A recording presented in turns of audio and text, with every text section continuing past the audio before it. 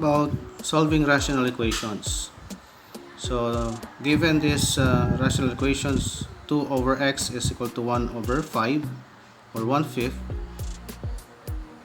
we can multiply both sides of this equation by their LCD, which is 5x. Then multiply 5x times 2 is 10x, so over x is equal to 5x over 5.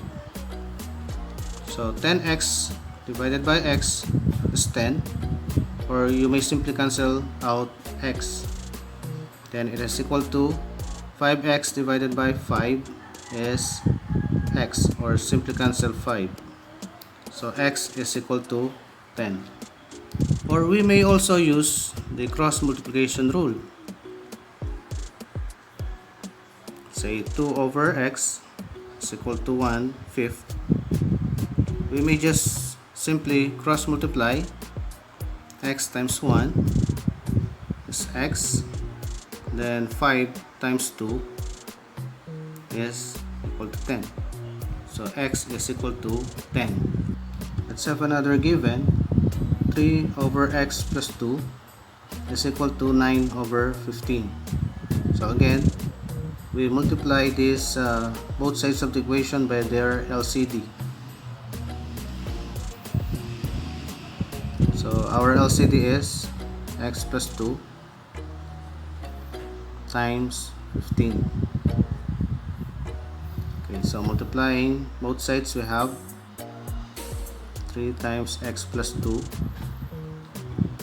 times 15 over x plus 2 is equal to 9 times x plus 2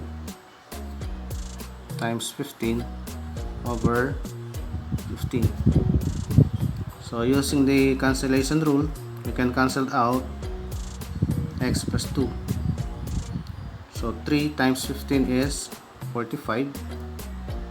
Then here we can cancel out 15. So 9 times x is 9x. Then 9 times 2 is 18. Then we can subtract both sides of the equation by 18. So 45 minus 18 is equal to 9x plus 18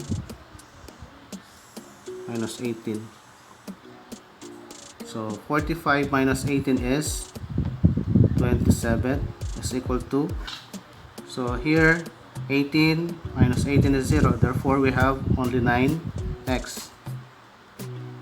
Then dividing both sides of the equation by 9, we have x is equal to 27 divided by 9 is 3. Let's have another given. 2 over x plus 2 is equal to 8 over the quantity x plus 2 times the quantity x minus 2. So we multiply this equation by the LCD. So our LCD here is x plus 2 times x minus 2. So multiplying both sides of the equation, we have 2 times x plus 2 times x minus 2 all over x plus 2 is equal to 8 times x plus 2 times x minus 2 all over x plus 2 times x minus 2. Now let us use the cancellation rule. We can cancel out x plus 2. So 2 times x is 2x. 2 times negative 2 is negative 4. Then here we can cancel out x plus 2 and also x minus 2.